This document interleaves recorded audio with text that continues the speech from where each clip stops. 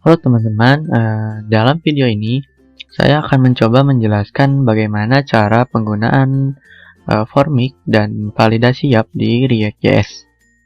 Nah, sebelumnya saya akan menjelaskan dulu apa itu formik dan validasi YAP ya di React.js.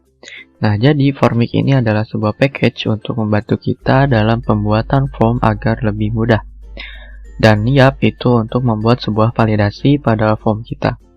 Validasi itu contohnya error message ya.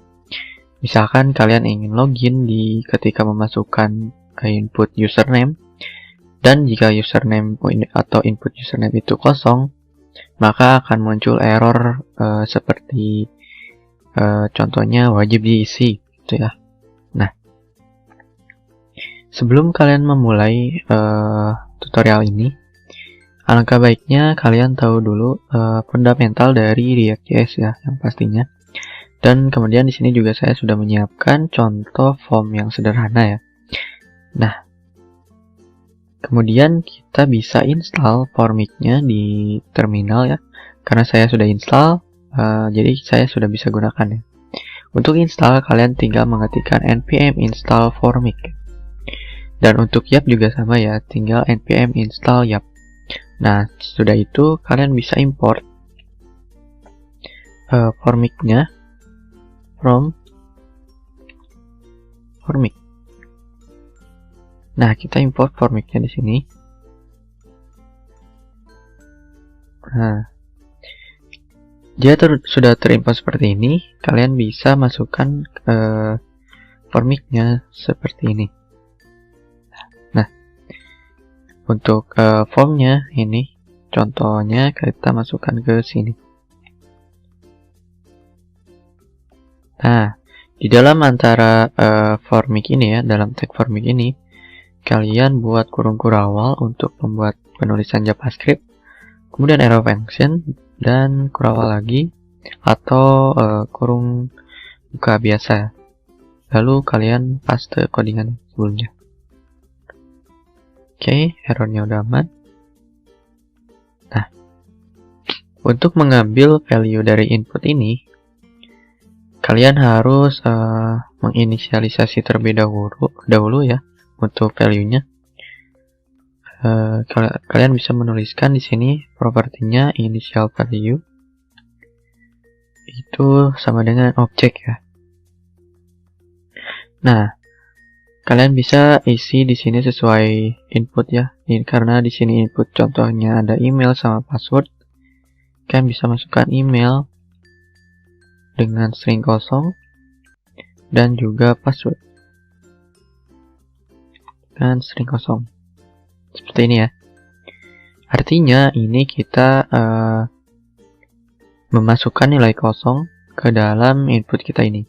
Tapi sebelumnya kita kasih properti dulu di sini, yaitu name. Name-nya itu email ya. Nah, name ini harus sesuai dengan nama objek atau key objek di sini ya. Oke, jika sudah, kita samakan juga untuk password.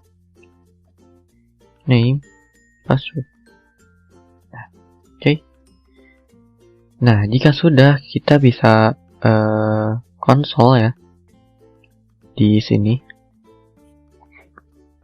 atau kita ubah dulu ininya ya, agar kita bisa konsol. Kita ubah ini jadi kurung kurawal dan kita kasih nilai return. Nah, kita bisa panggil di sini untuk agar melihat ini ya, value initial value ini.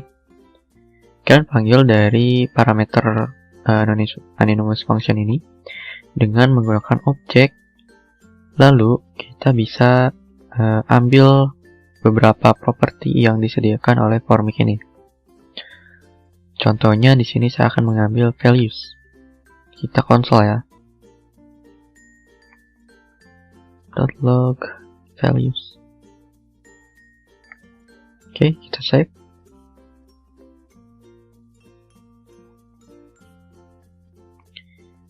Oke, karena sudah tersave, kita coba lihat. Nah, jika kita konsol, dia akan hasilnya seperti ini ya. ada email sama passwordnya dengan value string kosong. Nah, cara agar ketika kita memasukkan teks di sini dan kita perbarui objek yang ada di sini dengan teks yang sudah kita masukkan, itu perlu kita menggunakan onChange ya, atau handler.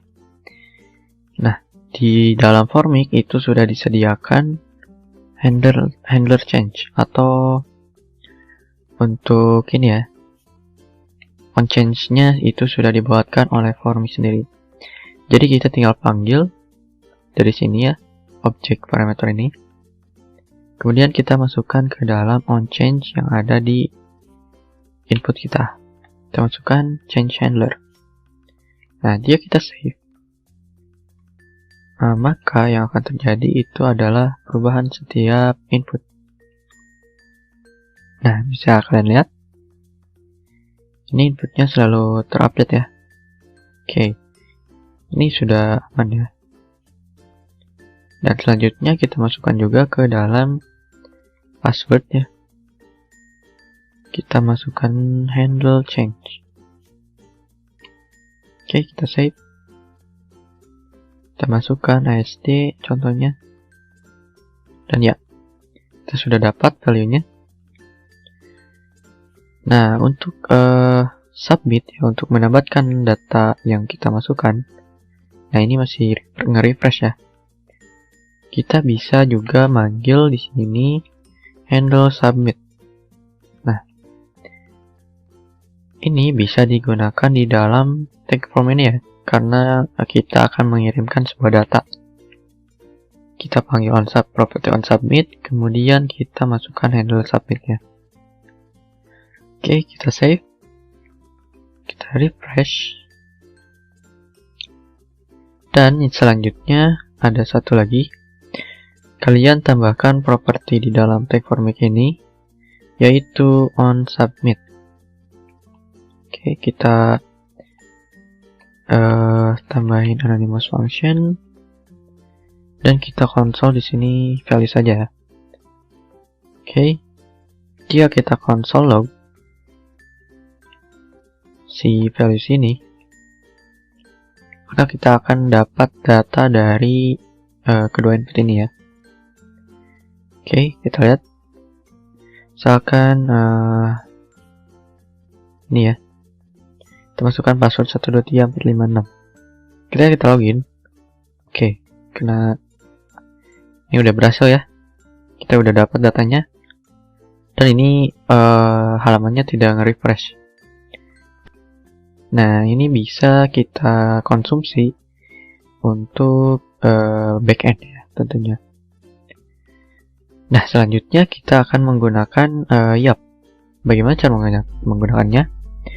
Yang pertama, install dulu, karena saya udah install. Jadi kita bisa langsung menggunakannya. Nah, di sini saya membuat file baru bernama validation. Kemudian kita tambahkan di sini login schema, misalkan .js. Nah, di sini kita bisa import bintang as Yap from Yap. Nah,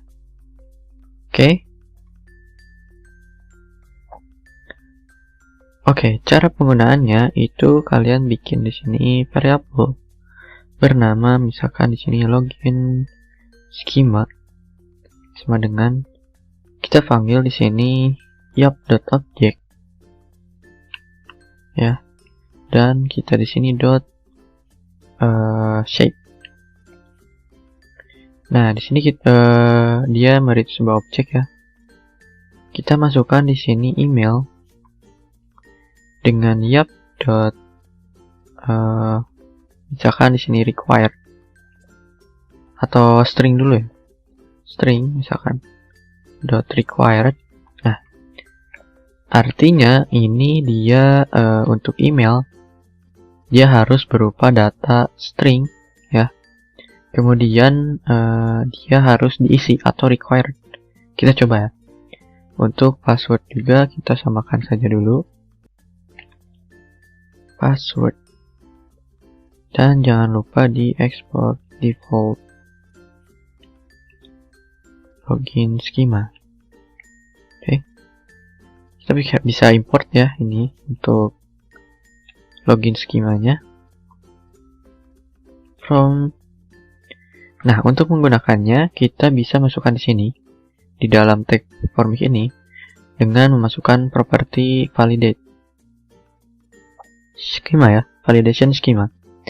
Kemudian kita masukkan login schema ya ke dalam sini. Nah, kita konsol si ini ya, errornya. Nah, tapi kita coba terlebih dahulu ya. Tekan Logiposi 356. Ya, kita isi dulu saja. Nah, ini aman ya, datanya ada. Tapi jika kita masukkan ini kosong, nah ini nggak akan dapat datanya. Jika kita konsol ya, errornya ini sebenarnya ada error ya. Nah, kita bisa panggil properti error ini di dalam sini ya. Jika kita konsol errorsnya, save. Oke. Ini akan muncul error seperti ini. Password is required field. Oke, ini berarti udah aman ya. Jika kita masukkan lagi data, ya dia akan dapat datanya. Jika kita masukkan data kosong, nah ini harus required. Email is required, password is required. Ini pesannya. Nah, untuk pesannya kita juga bisa manfaatkannya. Kita bisa tampilkan di sini di tag P contohnya ya. Kita ada pengecekan di sini. Kalau ada errors.email, jalanin teks email harus diisi. Oke, kita coba lihat ya. Refresh. Oke. Kita coba, ini ada space kosong ya. Login. Nah, email harus diisi. Oke. Kita juga bisa untuk password.